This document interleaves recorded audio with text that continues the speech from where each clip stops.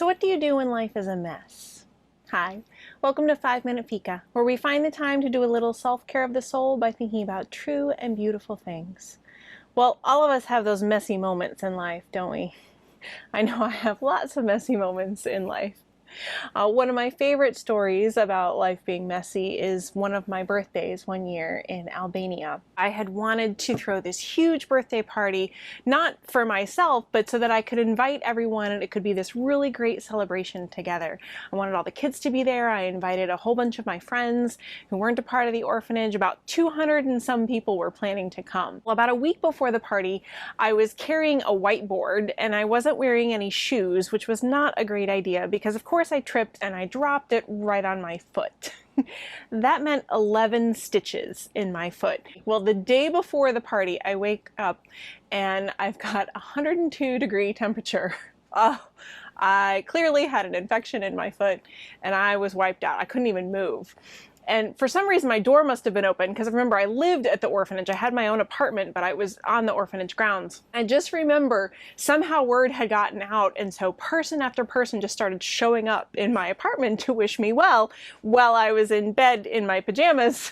And I remember talking to this one woman, and the director of the orphanage came in, and he called my name, and I turned my head, and whoop, a spoonful of vinegar and sugar shoved in my mouth to get me to feel better.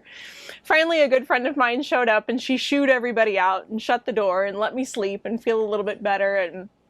But there were no phones, there was no internet, there was no way to tell everyone not to come to the party the next day. And so we still were moving forward with plans, even though I was slightly delirious.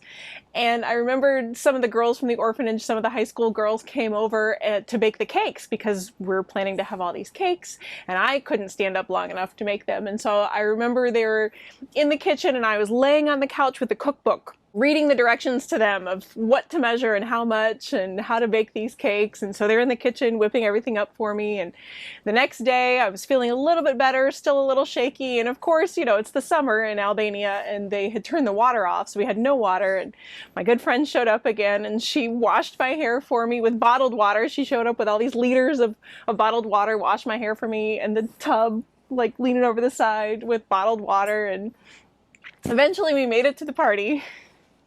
And it was wonderful. It was great.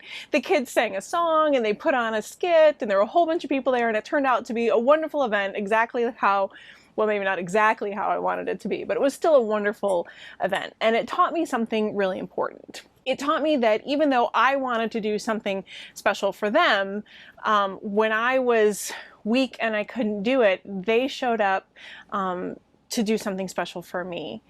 And I thought that that was amazing because, you know, sometimes life gets really messy. This was probably a very messy time in my life where I could barely move and were trying to plan a party.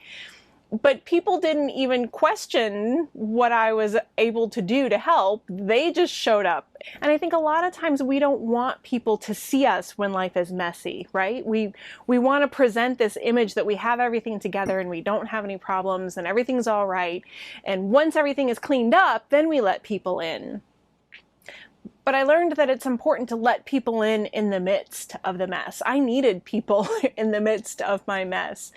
I needed them a lot. And the wonderful thing about their culture is that it didn't even occur to them to not show up. They heard I was sick and so they just showed up willing to help.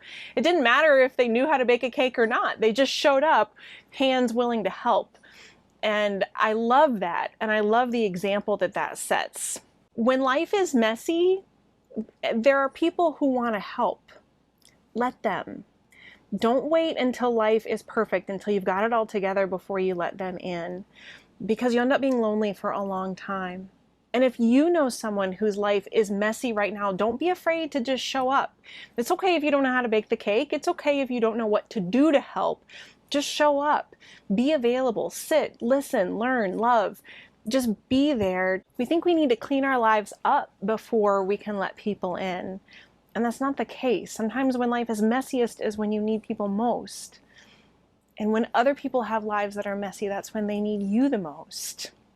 And it's really important that we don't put celebrations off until life is together. Celebrate in the midst of the mess. There will be enough bad days. There will be enough messy days. There will be enough hard, difficult days. There will be enough tears.